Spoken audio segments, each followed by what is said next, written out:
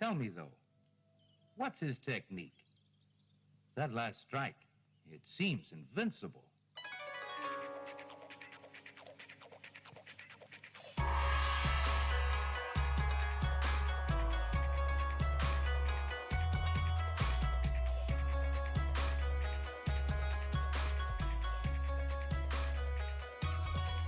Hello, and welcome to Sons of the Dragon, the Immortal Iron Fist podcast. My name is Connor and Karl. I'm not... You're not going to make fun of me this time? No. I'm not that redundant. This is Karl's now. I'm not that redundant. And today, we are covering Iron Fist 1. The Golden Avenger versus the Living Weapon, a Jewel of Iron. So this is the first issue of Iron Fist's own series, I should say, which was published in November 1975, and nothing was really happening there of note. This was the biggest thing of note. Well, any Iron Fist issue is the biggest thing of note, really, in any month. But yes, so let's talk before we get into it. Actually, I'll list the credits first. Chris Claremont's the author, John Byrne's the artist, Al McWilliams is the inker, Dave Hunt's the letterer, Janice Cohen is the colorist, and Marv Wolfman is the editor. So, let's talk about Iron Man, since he's featuring in this issue. How do you feel about Iron Man? Iron Man, I always thought growing up was pretty cool. I thought it was interesting that they took the whole spin with him fighting alcoholism, which didn't hit yet. Yeah. That hadn't hit yet in this time frame. I believe that was 80s. Yeah. But one of my biggest issues with Iron Man, which was actually fully explored with the whole alcoholism thing, and then later gave us War Machine, is that anybody could be in the suit. Yeah. So Iron Man was cool, but Tony Stark. Really anybody could be Iron Man. Yeah. Well, I guess Tony Stark was, he's a genius, so I feel like it's appropriate for him to be in the suit because he'd be the one to use it the best. Mm-hmm. Yeah, Iron Man never really hit my radar. I always thought he had a cool design, and I liked how he's based off Howard Hughes. I don't really like Iron Man these days. I think he was cooler back in, I don't know, the 70s, 80s, and 90s. I don't really like him post 2000s. Not only because he's a jerk, but because he's... I don't know. Yeah. Well, also the Robert Downey Jr. Iron Man in the movies is not the same Iron Man in the comics right now. Yeah. Iron Man in the comics is even more of a self-centered, it's all about me prick. He's not as much of a goof as the movies, though. Mm-hmm. Unless people write it like that. Yeah, I guess I do like that about Iron Man, how he's turned into a self-centered jerk. But yeah, I don't know.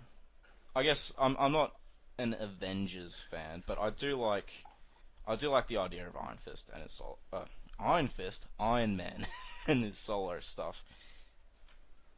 Because what was it? It was the Avengers were they a thing? When Marvel started, the Avengers weren't a thing. It was Iron Man, Thor, and the Hulk. They were the only classic Avengers, as you'd put it, even though the Hulk was only there for like one issue or something. Yep. Yeah. Anyway. Ant-Man and Wasp came around. Yeah. So. Now, my first introduction to Iron Man, I knew who he was, I knew what he looked like, but I had never read a comic book. And at Christmas, I always got, my parents always went out and stuff Santa Claus always put 5 comic books in my stocking. And one year, I think it was an actual Iron Man issue, and it was Iron Man versus Machine Man. And in the issue, Machine Man actually totally kicks Iron Man's butt. half of the reason why is because Tony was totally drunk off his butt and got in the suit and went after Machine Man, who had gone into the complex actually to talk to Iron Man, because Machine Man was under the impression that Iron Man was also an android. So he wanted to ask Iron Man some questions because he was having difficulty trying to just fit in with humans. And of course, so he just walks into the facility, all the alarms go off, and they're like, oh, it's a robot guy whose arms and legs can extend, to the point where he just walked over the electric fence like it was nothing, like Stilt Man. Daredevil reference. And, Stilt Man. And, they get into a huge fight, and Machine Man actually hooks into the facility's power system and is just going to cook Iron Man, thinking he's just going to fry his circuits to shut him down. And as he's cooking them, he realizes, oh, there's a human in there. I should stop. It's probably a good idea.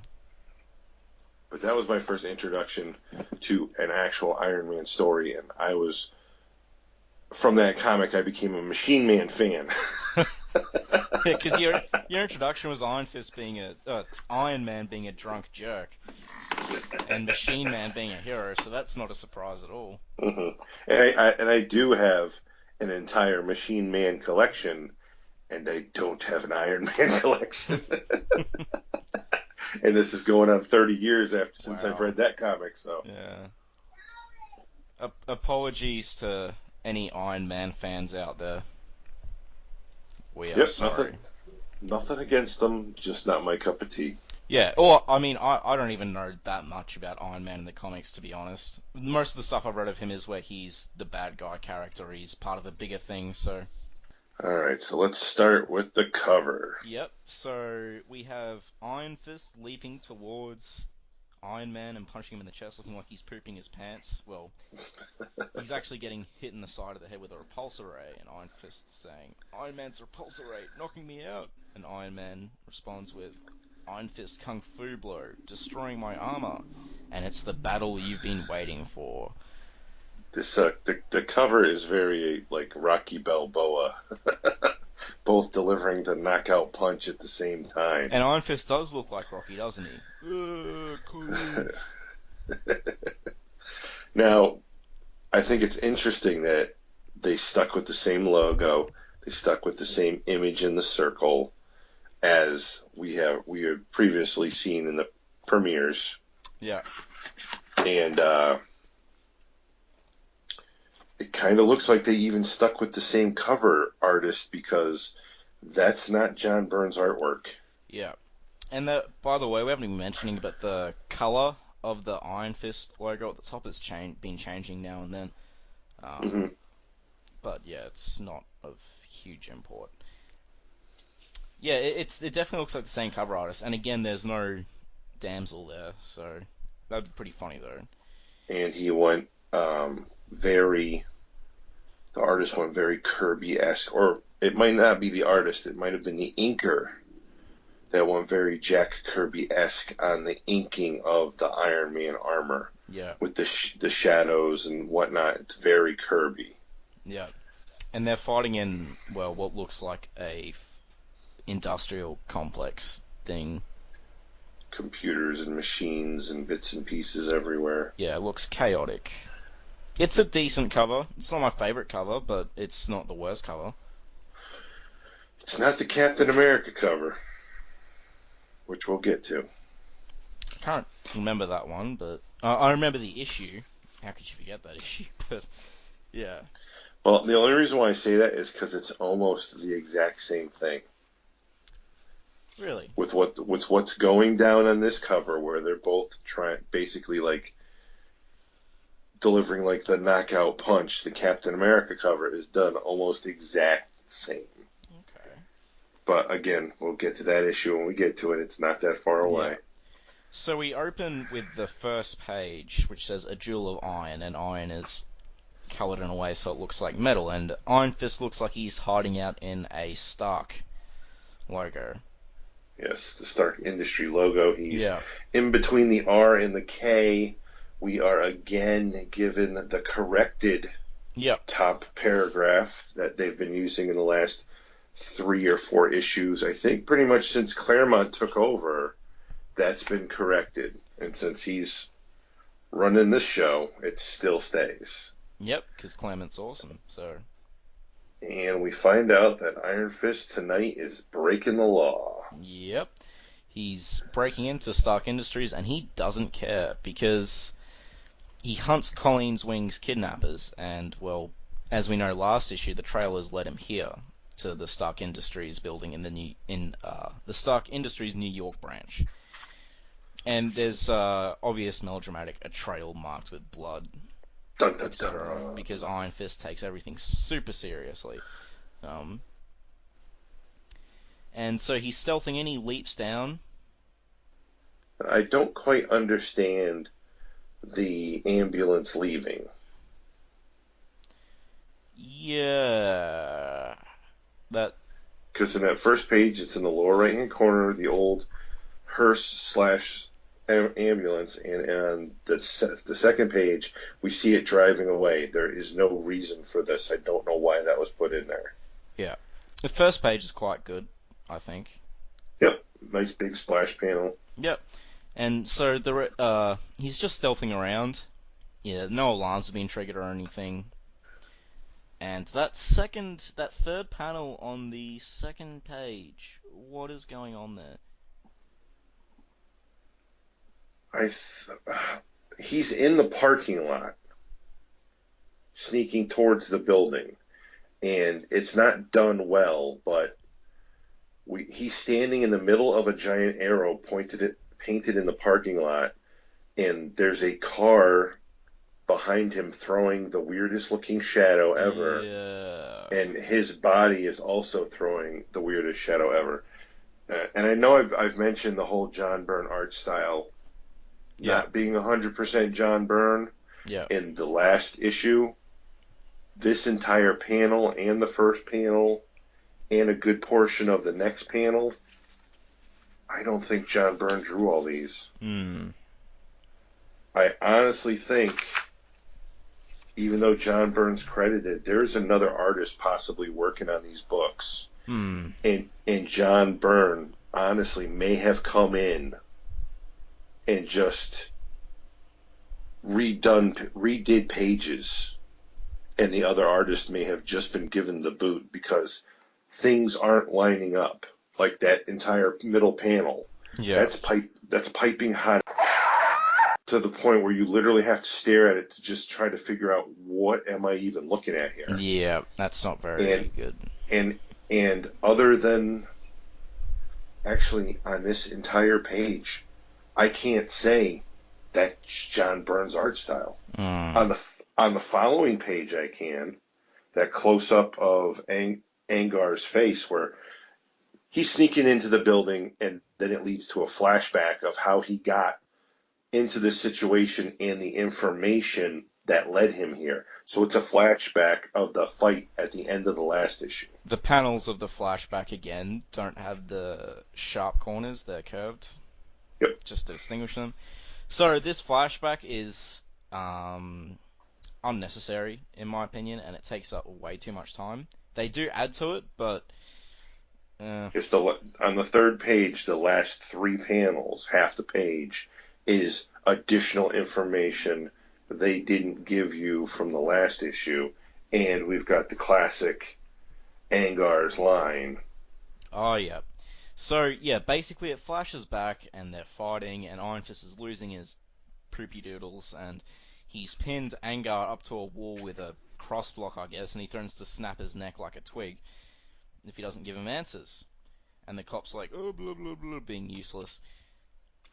And then Angar says, it was Stark, Tony Stark International behind it, and they're after him. And this is the quote, I'm not jiving, man, think about it. Helwan's a mineralogical treasure trove, oil, gold, iron, uranium, heavy metals. It's an industrial paradise on Earth, and Tony Stark wants it. Trouble is, the old king isn't interested in dealing with Stark International, he's nixed the deal. I'm surprised Angar can use so many big words. Well, he's a scientist working at Starks International. Is he? He's still an employee. Okay. He's got an actual ID. So I have to wonder, is he a mutant?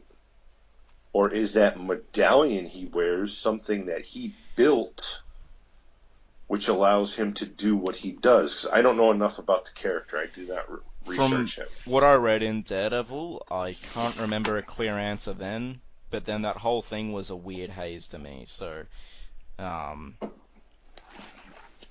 yeah, and Angar leads him.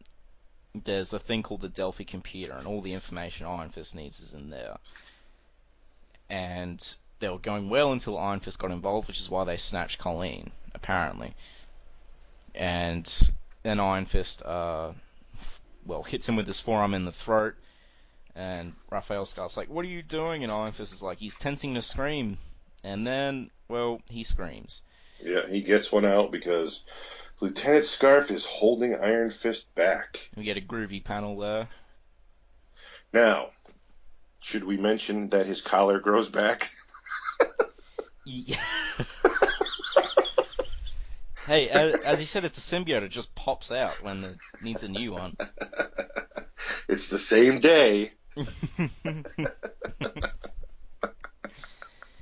Is he supposed to have, in all seriousness, is he supposed to have, like, spare costumes or something? Because I don't think it ever goes into that. His costume gets trashed a lot. Actually, no. This is a ceremonial outfit he was wearing. You would think there would just be the one. Maybe he gets Colleen to... but she's not... I don't know. She's kidnapped. There's no excuse for what happens with the collar. And Professor Wing isn't capable of anything, really, so... Now, he screams. They come to. Angar the Screamer is gone. And now a more interesting twist is no one remembers Angar the Screamer but Iron Fist now. And Scarf is laughing hysterically as well. So I Yes. mentioned that. But Iron Fist, Daredevil, and Black Widow.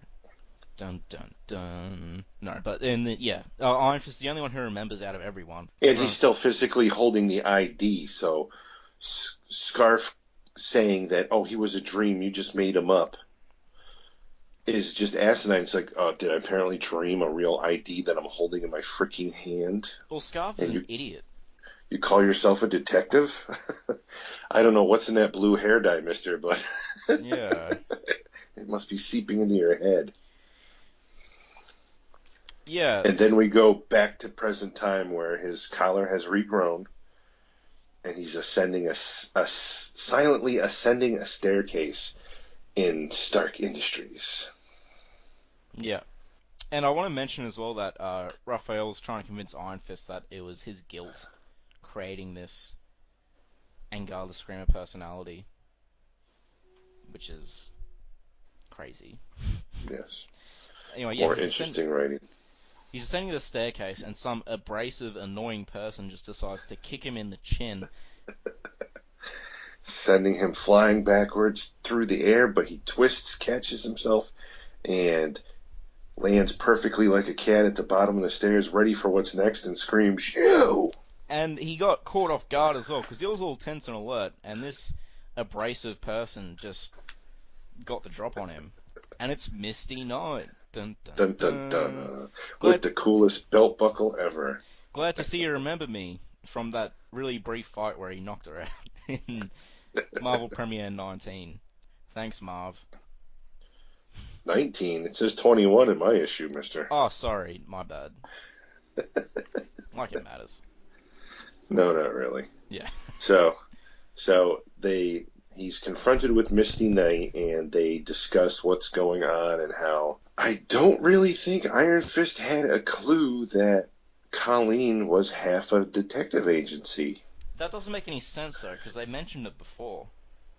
Well, they mentioned they worked together, and I think they said the name was Nightwing Restorations. But if you think about it, for all Iron Fist know, they could redo furniture. I still can't believe she didn't catch on to the whole, her dad and assassination attempts for 9 years thing. Mm-hmm. Mm-hmm. Also, that cult just seems to be gone now. I guess they gave up. Well, yeah, they just destroyed everything. The whole base is gone. They were arrested. Yeah. So, who knows? We'll have to see if they pop up later. Anyway, Iron Fist is like, why the hell did you kick me? And then Misty continues being abrasive. And, like, says, the name's Misty, not Miss Knight. I hit you because I didn't know it was you, Target, and like you, I don't think I can afford to be around here tonight. And then there's this panel where they're just, like, awkwardly staring at each other. Yeah, with no word bubbles. Yeah. Another panel that makes no sense. I laughed. I chuckled. And then she said, I owed you for that one nerve punch you zapped me with last time when I attacked you completely unprovoked and tried to do whatever. So, that was justified. Anyway. Yeah, and this is where she says she's a private cop specializing in finding people like Colleen Wing. And then Iron Fist goes, but you and Colleen work together. And then this is where Misty Knight explains that they're partners in this sort of private detective, Nightwing Restorations. And then we find out that patam patam is apparently what muffled gunshot sounds like. And yeah, she mentions she was supposed to meet her contacts like 15 minutes ago. And yeah, I heard about the kidnapping, of course, but my contacts on the Fuzz Force had nothing for me. No physical evidence, no leads, no... What's the Fuzz Force? Alright, back in the 70s, they used to call the police the Fuzz. Fuzz, okay, yep, I get that now. It has nothing to do with a group of lesbians. I did not even go there or think of that, but thank you for that. And she's there to meet Stark's chief of security, an old acquaintance, apparently. And he had something to deliver to her personally. And yes, then they hear patam patam, the shotgun blasts.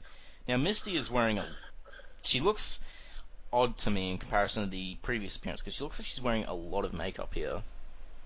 Not only is she wearing a lot of makeup, it looks like she stole one of Kitty Pryde's outfits from the X-Men. I wouldn't know. But, oh wait, no, I see what you mean. Yep.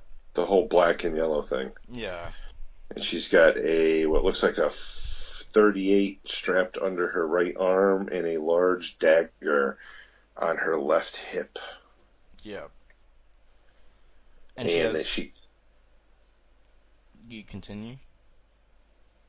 She kicks through the door after hearing the gunshot wounds. They run in there, gun drawn, and she sees her contact laying on the floor. They're too late.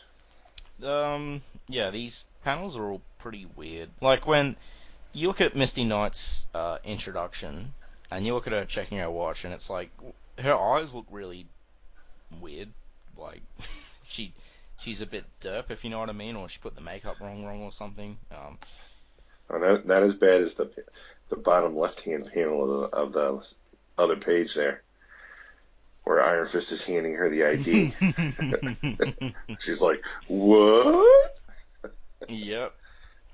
That one's classic. Usually we talk about the art a bit more, but there's nothing too remarkable going on, really. Yeah. There's some nice angles. Yeah, and again, nothing on these 2 pages says John Byrne. Yep. Nothing. While we were doing this, I flicked back to a Pat Broderick issue, and the art in that was much better. So yeah, it leads me to believe that this is not much John Byrne at all.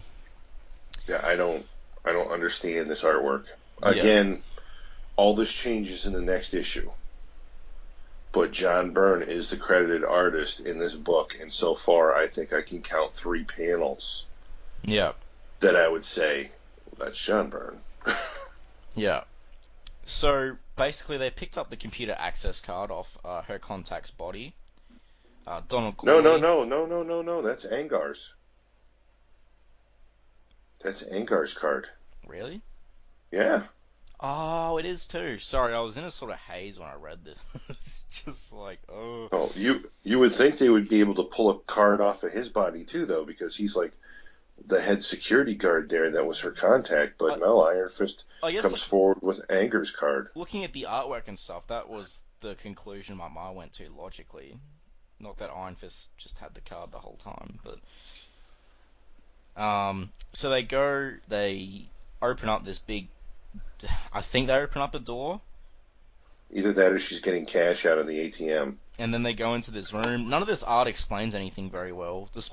And Iron Fist looks like Dr. Fate in that bottom right panel. I don't know what's going on with his head, but yeah.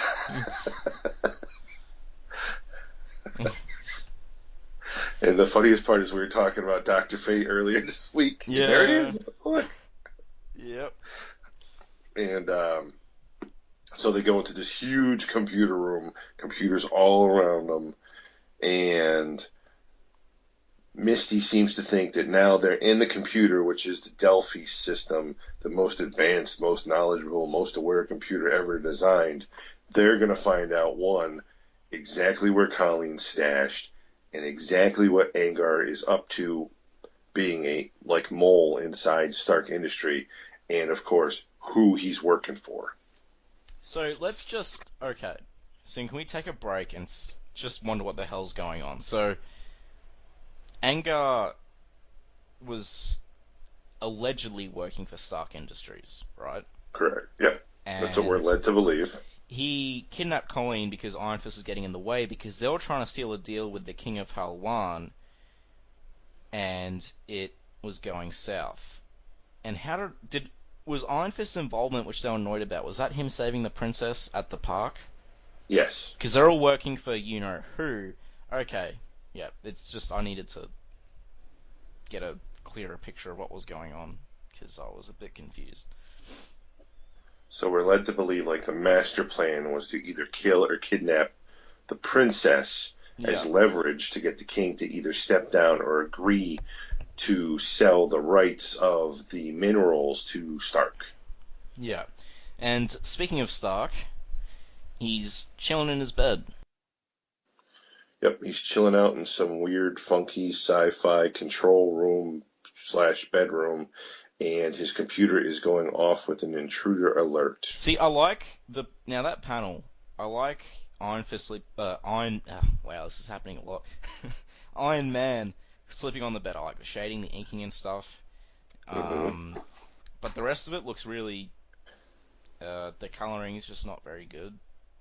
I don't know.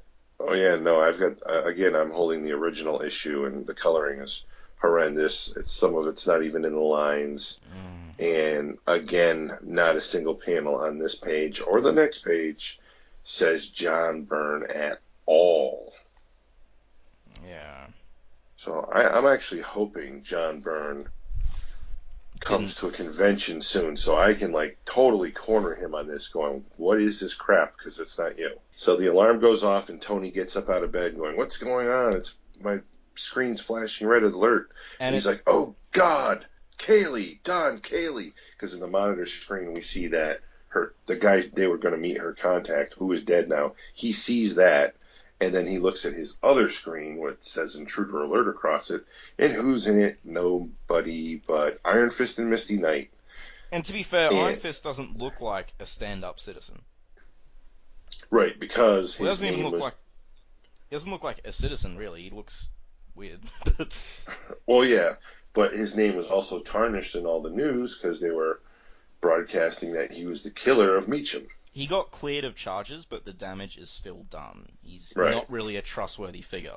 And I like this line here, as Tony Stark's waiting up. Whatever else you can say about Tony Stark, he is not an absentee boss. I like that line.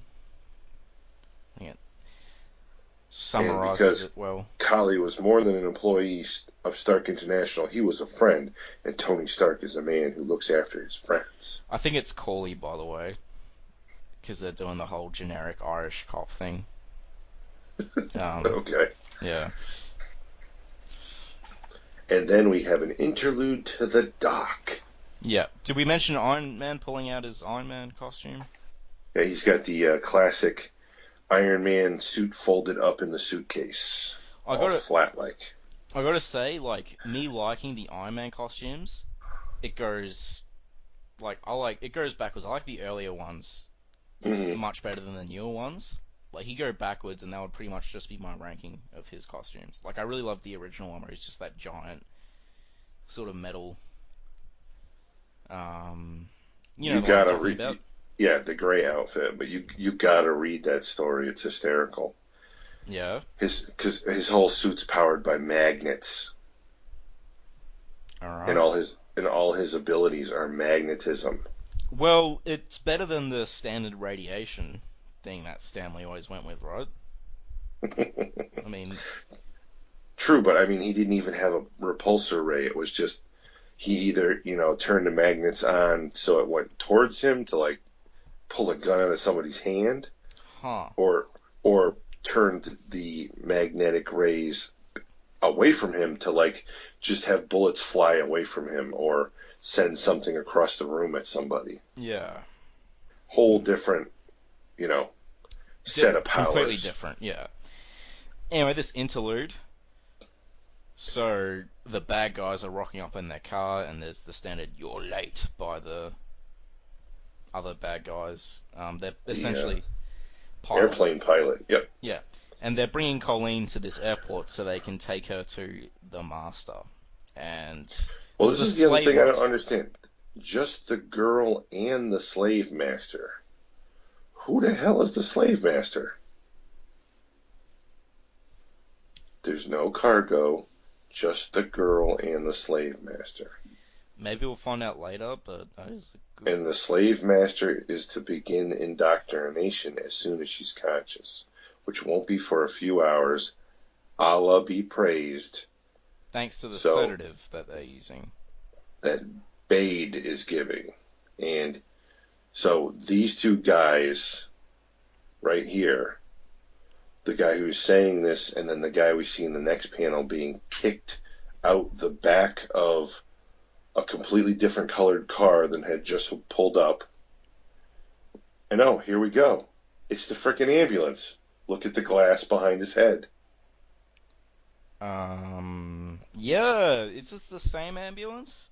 There it is. There's the tie that really isn't well done. Yeah, it could have been well done if it was like, a consistent color and not 3 different colors. Right, and the reason why we say that is in the beginning it's white. When he pulls up at the top of this page, it's solid red. And Bade, who is now being kicked out of the back of it, it's blue. I'm getting flashbacks to those cult issues where everything got super wonky. But because he called him Bade, these two guys were the ones that broke into the S.H.I.E.L.D. facility and fired up Monstroid. Yeah. I'm actually just, because I didn't read this in black and white, because at this point I generally don't, but I'm just looking at the black and white version. I did wish I read it, because then I wouldn't have all these color goofs. Mm-hmm. But so Colleen is now making a break for it. The sedatives weren't administered, obviously. She used one of her powerhouse kicks to kick Bade out through the back of the hearse / ambulance. Off, and she kicks... We got to say that line. She says, "No way, bub." Yes. Snicked. And she's running, and she hopes that once she's in the crowd and the light, the people can't touch you. And then this guy is great. He goes, "Get her, bring her back, and bring her back alive and unmarked, or the Master will have your souls." Dun dun dun. It's like a. But it's nice to see that Chris Claremont was already using Wolverine's lines before he was writing Wolverine in X-Men, which of course John Byrne and Chris Claremont, after they did their Iron Fist stint, rolled right into the X-Men stuff, which is some of the best X-Men stuff, one, out there, and two, good luck buying those issues. Yeah. If you think these Iron Fist issues are expensive. So we get, is Master Khan a Shang Tsung prototype? So that would totally make sense. Colleen runs smack into a complete stranger, face first, into his chest, and he kind of like pulls her off of him, and as he does, she rips his shirt with her hand, and she's like, "Let me go, blast you, you hear me, let me go, oh my god." And he's like, "Too bad, lady," and he like double karate chops her on the sides of the neck, which makes her pass out. There are just some things, there are some things a body just shouldn't see. Yep. Not especially if a if a body body wants. wants to stay alive. Yeah, which is odd choice of words, but we know where he's from, so whatever. Um, All right, before we go any further, yep. I have to comment on the very first word bubble on this page. Way to go, lady, as the good book says, so far so good. I don't know if this is a common theme with Chris Claremont, but as the good book says has now been used twice in 4 issues of Chris Claremont. And it hasn't made any sense. Correct. Yeah. So I found that a little interesting. So the thugs catch up with the now unconscious Colleen Wing and this large stranger who's holding her. And they're like, hold it, move, and you're dead. And they're talking smack back and forth. And he's like, we can't have any witnesses. And he's like, you try that, and a lot of your men are going to die. It isn't worth the hassle, man. He's like, fine, we've delayed long enough. Just let him go. We'll take the chick and go. And he then returns to apparently the phone he was talking to, on which, again, we didn't see beforehand. And it reveals that he is calling the Meacham residence for Ward Meacham. And I like that. And right now he has more important things to do than hassle white slavers. And he says, Mr. Meacham, you don't know me, sir, but I know you, and I know what your brother did in the Himalayas 11 years ago. No, Mr. Meacham, I don't want money, nothing like that. I want information. What I want is Iron Fist. And as he says that, it is revealed that he has what looks like half of the brand of the dragon on his chest, so it looks like, dare I say, a serpent. And now we see that the airplane carrying Colleen Wing is off in the air, taking off. Yep. So they didn't get her in time. Yeah, and well, obviously we'll mention that is the first appearance of the Steel Serpent. Yes.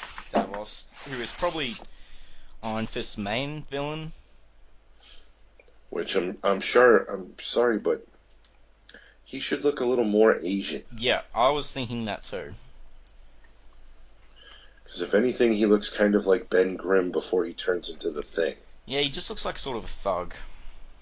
He looks like a Clancy boy. Yeah. So, yeah, the plane takes off, and now it goes back to Iron Fist, who is hunting for the killer of Stark Industries. Hunting for the killer of Donald Corley. He didn't want to leave Misty, but she insisted that she stay there by herself and look at the computer thing. Now Iron Fist is leaping and jumping around, looking for whoever killed Don Corley. And then someone says, "Hold it, Butcher," from the side. And now, before we go any further with what transpires on the next page, you need to pay attention, because I actually had to go back and look from what is said on the next page. That in the very first panel of us going back to Iron Fist, behind him it says cryogenic fuel danger. Ah, okay, yeah. Because I didn't catch it, because it's stuck in the corner. Yeah. And then the next panel, when he does come face to face with Iron Man, this is where you're going to screw this up 500 times, because now they're both on the same panels. Oh. Yep. Why do you challenge me, Iron Man? I have no quarrel with you. What about Don Cowley, or Coley, or however you want to pronounce it? I did not kill Daniel Coley. So we've gone from Don to Daniel. And tell it to the Judge, Iron Fist. Now, Iron Fist's communication skills have improved here. Instead of like just saying immediately, "I did not kill him," because do you remember when he walked out of the building and Colleen goes, "Hello, Iron Fist," and he just goes, "I did not kill him." Yep. He's worked on his skills a bit, I think. So. But anyways, Iron Man is apparently a little tired of killers lying to his face. And you can see his eyes, Iron Man's eyes, but you can't see Iron Fist's eyes because it's right. whited out. I just wanted to mention that. And that bottom panel is total ice cream cone. Yep. It makes me want ice cream because it's so damn hot here. So Iron Man's attack is blindingly fast, and he's basically just flying straight at Iron Fist in a building. And of course, Iron Fist gets out of the way, but he's wondering because he's heard about Iron Man and seen him on TV that why isn't he using his repulsor rays? Yeah. And then he comes to the conclusion that because of the cryogenic fuel storage area, which again you had to catch, because even on the huge blow up of Iron Man standing in front of Iron Fist, where they could have put that danger sign in 17 different places, they didn't do it. It's on the page before. Yeah. That because of the fuel, if he fired off, the whole place would probably go up. And kill both of them. Right. And now we got, obviously it's a fight, so there is a lot of second person monologuing going on. And it starts off with a kick in the face. Yep. And then Iron Fist retaliates by... No. Oh, no. Iron Man retaliates by punching him in the head. Pow. With a right cross. Continuing to punch him. And he says, you're not facing a 40-year-old ex-con, Iron Fist. You're not up against one of your kung fu clowns. You're playing the big leagues, mister. You're fighting Iron Man. Iron Man or Iron Men? And it says that Marv has a little note, because there's lots of Iron Mans all of a sudden, he says, that's generated by Shellhead's image inducer. And Iron Fist... we know. Iron Fist is presented with 8 of them, but apparently he can cut through that because he punches the right one dead in the face. Doesn't take him long either. And then we're... Oh, and Iron Fist says he has no time for fools. And then we're given a shot of Misty Knight working fast at the computer terminal and someone reaching for a shotgun in apparently a dead cat's anal cavity. Because I don't know what the hell that's supposed to be that the shotgun is sticking out of. I don't need to censor that, do I? That's completely up to you. Yeah, screw it.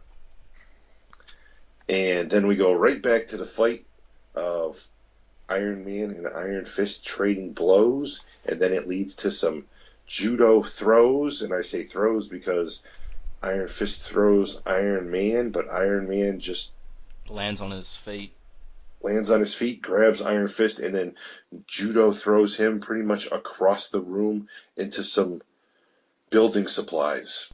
Yeah. So the fight is pretty even so far. I mean, I don't know if like Iron Fist blows are hurting Iron Man. I mean, they're doing something, I think. Maybe they're scrambling his circuits a bit. I don't think so far he's done anything other than just kept him, from getting a good solid footing. Okay. Had enough fancy fists? But there's another shot, 2 shots of Misty Knight, and someone is now cocking the shotgun behind her, and she spins around. Now, that panel right there of the close-up of Misty Knight's face, that is John Byrne. Yeah. And then we go right back to a non-John Byrne panel with the had enough fancy fists. I can keep this up all night. Best dialogue ever. You keep getting up and I'll keep knocking you down. Make it easy on Make yourself, it easy. son. Oh, sorry. Give it up. No! It's your funeral then. And then, patam, shrawam. Now this is... What? Oh, he blew up the computer. Yep, the whole computer center has exploded. And Iron Fist completely freaks out because he's like, oh, this has haunted me for 11 years. Someone else has died because of me. And a single tear goes down his mask thing. And again, his face. The next panel. Boo! These panels are unintentionally hilarious. Dude, Iron Man's face. Yeah, I know. In that panel.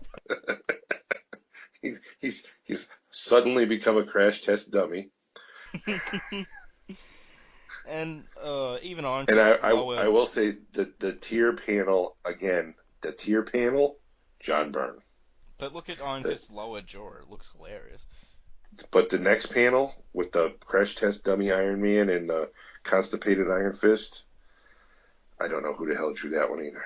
It looks like John Byrne had a little bit to do with it, but not much. And so Iron Fist kicks him in the back. In the lower spine. And Iron Man reacts like a crash test dummy. Yes. And his attack is so fast, completely black. so deadly that he is barely aware of what is happening. So in other words, he did a king hit and sucker punched him.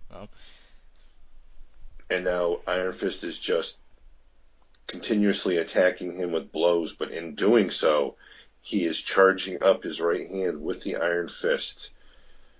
And they comment how you can feel the force across your shoulders, down your arm, into your right hand, until your hand begins to smolder, to glow, until it becomes like unto a thing of iron. And when it has, you strike. Shikow. And we have a great shot of behind Iron Fist. You see his muscled back and Iron Man just flying backwards, and we've got rafters on fire falling around him and energy crackling around Iron Fist and exploding out of Iron Man's chest. Can I ask how the rafters, what's with that? Why are all the rafters falling down? I'm going to guess it's from the explosion still of the computer room, but again, how are wood rafters falling from inside a metal building? Yeah, this is Stark Industries as well. It's not like it's...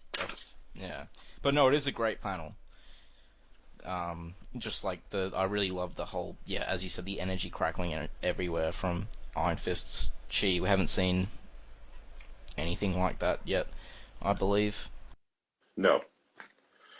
That's a first for that, and now it's all over, and you have triumphed. Big deal, whatever. The Warrior's Code of Kunlun says you know in your heart that one death does not justify another, and you did not wish Iron Man dead.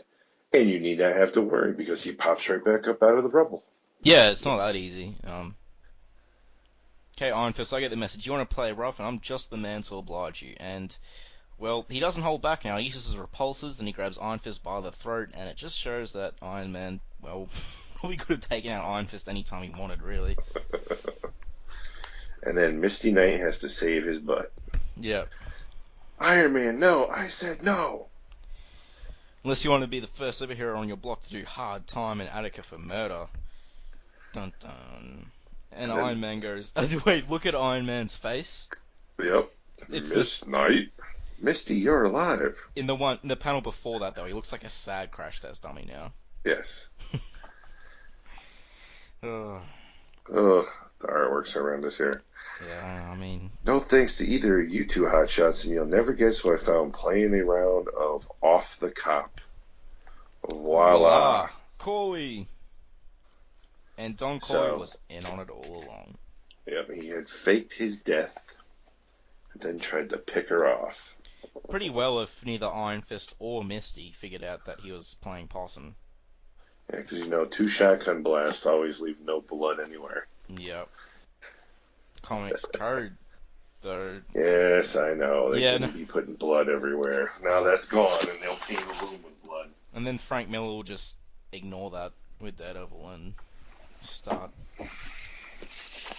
putting sharp items through people's midsections. Yep. So it turns out he wasn't dead, and he was working for the opposition, namely a group of sleeper agents planted inside Stark International, working for some Mr. Big and Hal Wan.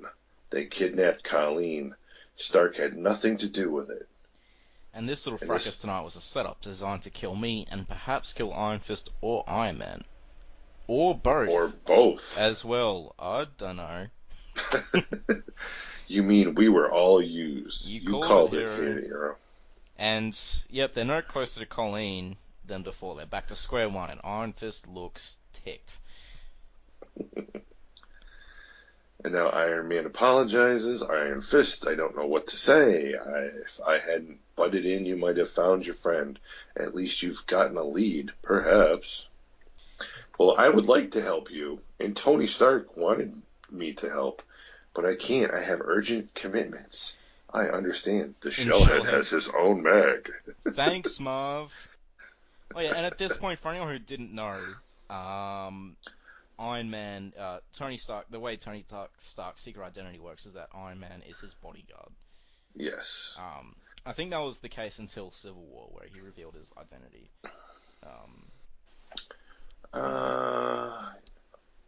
A bunch of people knew, but yeah, I think for the most part, the general public did not know that Tony Stark was Iron Man. I hope you find the Lady Iron Fist. Thank you, my friend. The quest has begun. So obviously it's the usual, as Karl loves to point out, team up.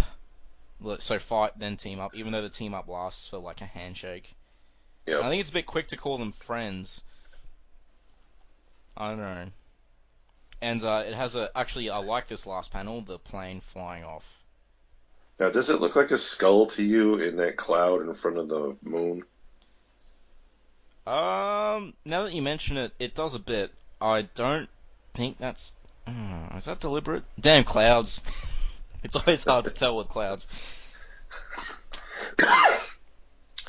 And it says, next issue, more on the mystery of Colleen Wing and a journey back to Kunlun on the eve of the challenge of the many and the one.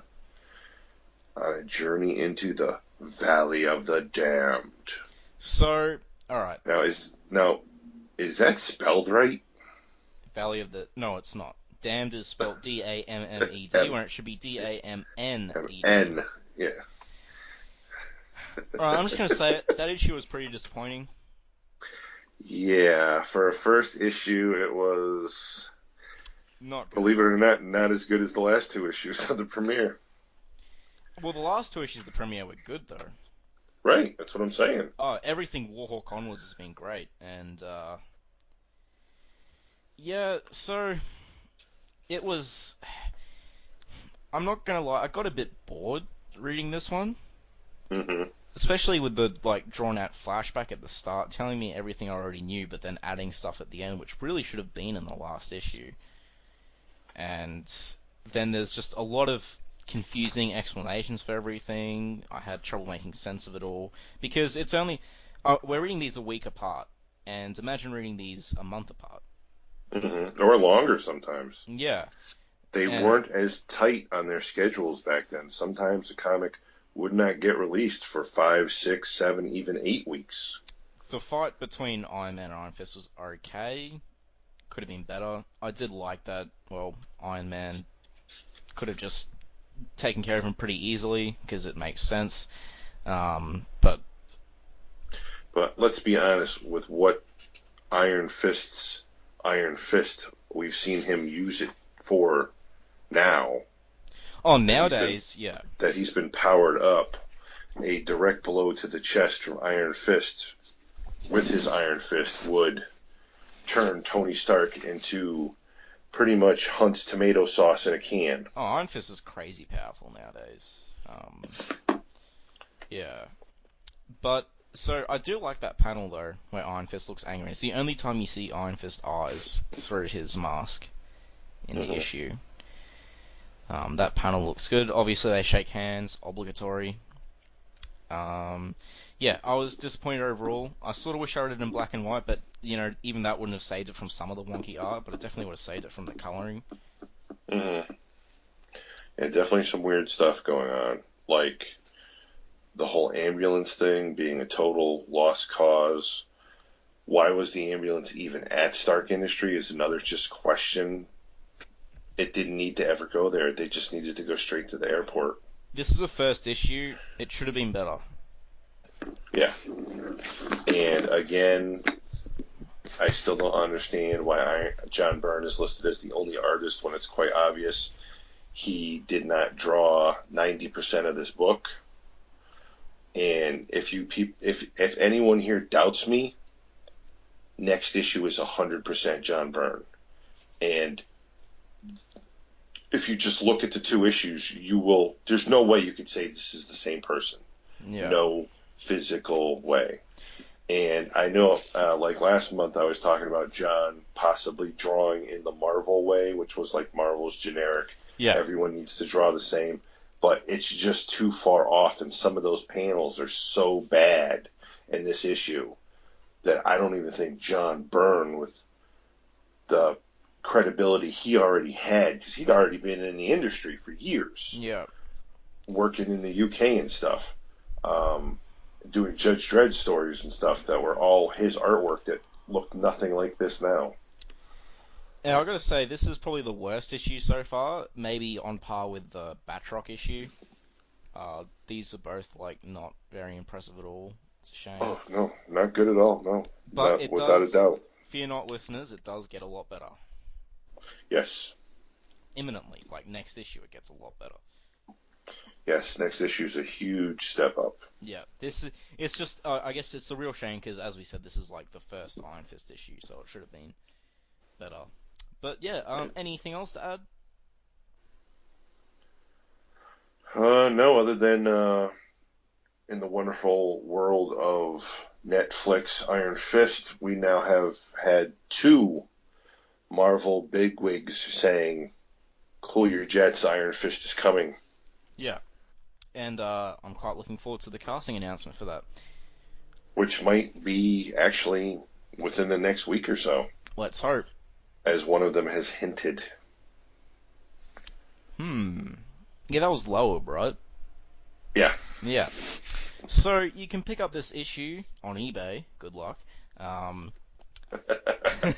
You can pick it up in the first volume of Marvel Masterworks.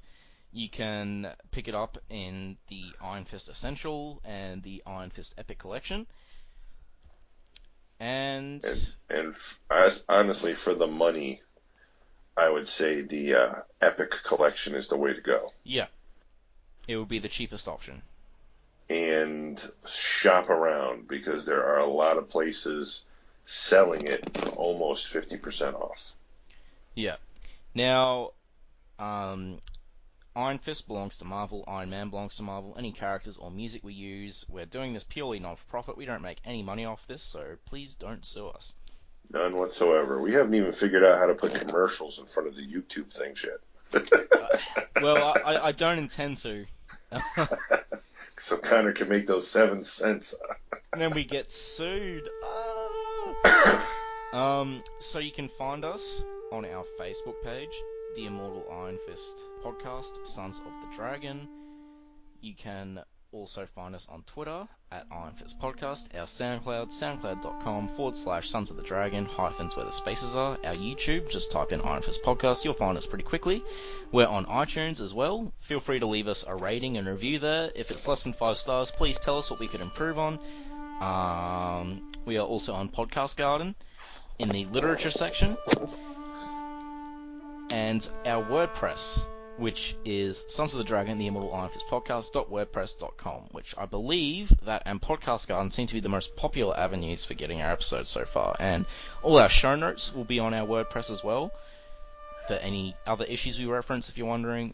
And you can contact us at sonsofthedragonpodcast@gmail.com. Feel free to email us about anything, your thoughts on the issue, your thoughts on any lore speculations we've had, ask us what we do in our spare time, if we like long walks on the beach or not. Ask us about Ghost Rider or Daredevil or, Hellboy. Anything really. We just want to chat. And so... Connor knows a lot about Superman also. Yes, ask me about Superman. Or Smallville. Yeah. I haven't finished Smallville yet. It's been a wild ride, I'll say that much. But yes, next week, Valley of the Damned. And they do correct the spelling in the next issue. So until then, may your fists become unto like a thing of iron, so you can accomplish whatever tasks you need to do with your fists. And like the good book says. Peace. See you in a week. See ya. Later.